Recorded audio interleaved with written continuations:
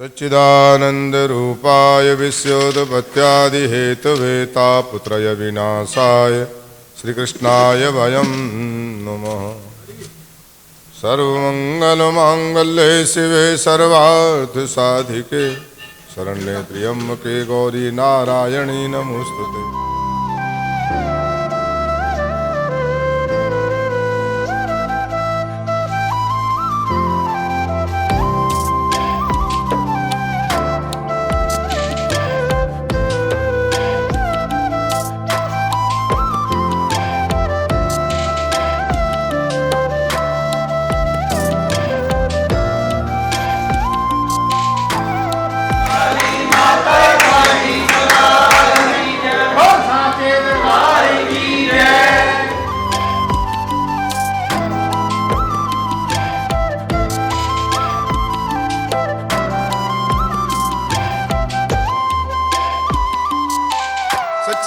जोता वाली माता त्वाडी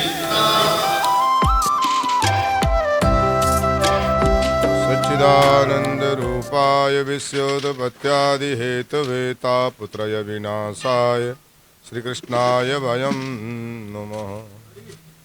सर्वमंगलमांगल्ये शिवे सर्वार्थसाधिके शरण्ये त्र्यंबके गौरी नारायणी नमोस्तुते। श्री दुर्गा माता मंदिर ट्रस्ट जगरामपुर लुधियाना से पंडित हरिमोहन शर्मा माँ के श्री चरणों से सर्वप्रथम नगर वासियों को, पंजाब वासियों को, देशवासियों को बहुत बहुत नवरात्र पर्व की बधाई देता हुआ शुभकामना करता हूँ कि माँ सबके ऊपर अपनी कृपा बनाए रखें। और सबसे बड़ी बात तो यह है कि उन्होंने कृपा बनाई है तभी हमको मनुष्य का शरीर मिला है। मानुष देही बिना कृपा के नहीं मिलती है। कबहू के करु करुणा नर देही देत ईश विन हेत सनेही। वो करुणा के सागर दयालु दीन दयाल इस जीव पर कृपा करते हैं और मनुष्य की देही देते हैं। मनुष्य देही मिलने के बाद हमको समझना चाहिए, हमको विवेक बुद्धि, हर मनुष्य को 4 जगह ज्ञान की प्राप्ति होती है। सबसे पहले माँ के गर्भ में जब आता है तो ये वायदा करता है कि मैं संसार में जाऊंगा और आपका भजन साधन पूजन जप तप बड़े श्रद्धा के साथ करूंगा, जिससे मुझे दोबारा इस गर्भ में न आना पड़े। क्योंकि गर्भ में उल्टा लटका रहता है, मलमूत्र में लटका रहता है, मलमूत्र पीता भी है खाता भी है।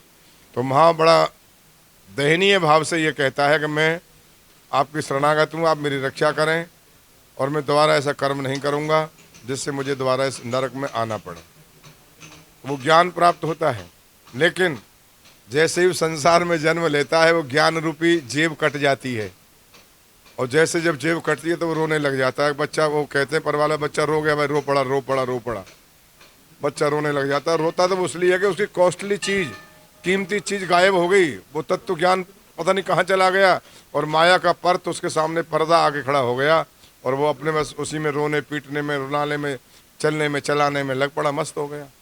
तो हमारे सनातन पद्धति में ऋषियों ने, मुनियों ने, ब्राह्मणों ने, संतों ने वेदों का, शास्त्रों का, पुराणों का, उपनिषदों का, धर्म ग्रंथों का जो संपादन किया है तो उसमें जगह जगह यही लिखा है कि हम समय समय पर, चलो वैसे तो रूटीन में हमको करना चाहिए कि सोबत जागत शरण तुम्हारी, ये वायदा करके आया था। सोते समय जागते समय ईश्वर का चिंतन करें, दिनचर्या ईश्वर के चिंतन से शुरू करें, ऐसा भाव बताया गया है। लेकिन न चलो घर गृहस्थ में इतना समय नहीं दे पाता है तो कम से कम जो पर्व के समय हैं, जैसे नवरात्रि पर्व है वो 6 महीने के बाद 9 दिन आते हैं।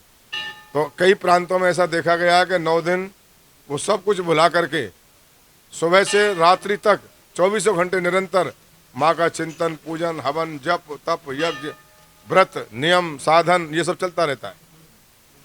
तो मैं सबसे यही सलाह देता हूँ कि नवरात्र पर्व हमारे कल्याण के लिए, माँ का आशीर्वाद विशेष प्राप्त करने के लिए ये 6 महीने बाद आते हैं। तो 6 महीने की खुराक आत्मा की, शरीर की नहीं, आत्मा की, आत्मा की खुराक हमको भरपूर करनी चाहिए। जैसे हम भोजन में बहुत अच्छा भोजन चाहते हैं ना, ऐसे ही आत्मा के लिए अच्छी खुराक मिल रही है तो उसको हमें ले लेना चाहिए। नवरात्रों का पर्व है, माँ की विशेष रात्रियाँ हैं, विशेष कृपा इसमें बरसनी है। तो उसके लिए हम सुपात्रता लिए हुए, श्रद्धा लिए हुए, विश्वास लिए हुए माँ के चरणों में आएँ, नतमस्तक हों। और हर नवरात्रों में भगवती के अलग अलग रूपों की पूजा है।